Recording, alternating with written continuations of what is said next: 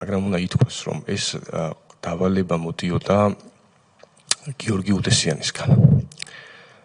ეს დაჭერა და შემდეგ უკვე ციხეში მასზე ფიზიკური ზეწოლა.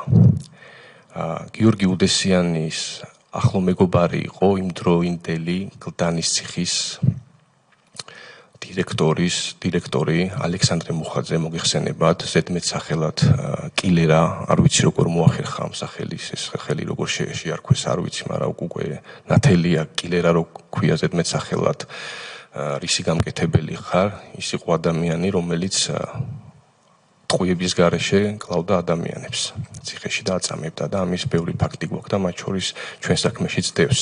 გიორგი უდესიანის დავალებით ალექსანდრე მუხაძე მოქმედებდა. დაავალა ვიქტორ ყაჭეიშვილს იმ პერიოდში, რომ ორი სხვადასხვა კამერიდან გამოიყვანა თითო პატიმარი. ეს პატიმრები, რა თქმა უნდა, არ იყვნენ ესე შემთხვევით არჩეულები, მუშაობდნენ ციხეზე მუშაობდნენ ეს პატიმრები.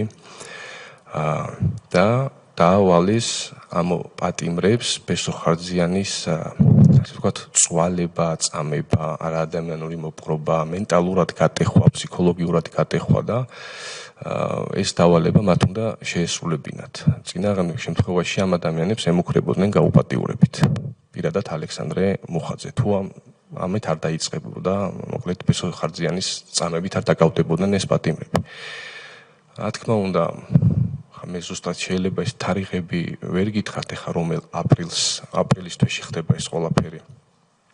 მაგრამ მათი მიზანი იყო, რომ გიორგი უდესიანის მიზანი იყო, რომ დაახლოებით, ასე ვთქვათ, 15 აპრილამდე რაღაცები მოეგვარებინა, ამ შემთხვევაში კუსტის წილები იცულების წესით მიეღო და ძალიან ეს მანქანა ჩართვა, ციხის მანქანა ჩართო და ის ადამიანები საკმაოდ კარგად ასრულებდნენ ამ ყველაფერს.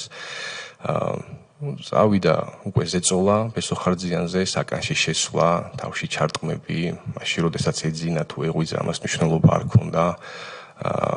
ვითომ რაღაც საქმის გარჩევები, ესეთი ფაქტები.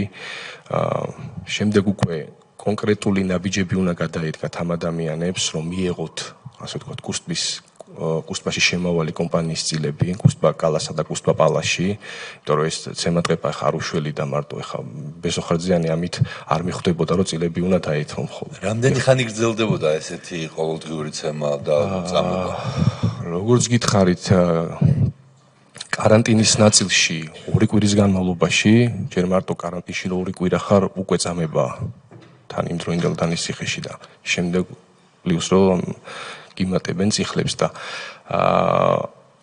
სადღაც გაგზელდა ივნისამდე, იქამდე სანამ ყველაფერს, ანუ ეს წილები თვითონ აპრილში გადაფრთხილდა. მე ხა მიუყვები მესმის, რომ ძალიან გრძელია თემა და მეც ვცდილობ, რომ თან რაღაცნაირად მნიშვნელოვანი, ასე ვთქვათ, ისინი გითხრათ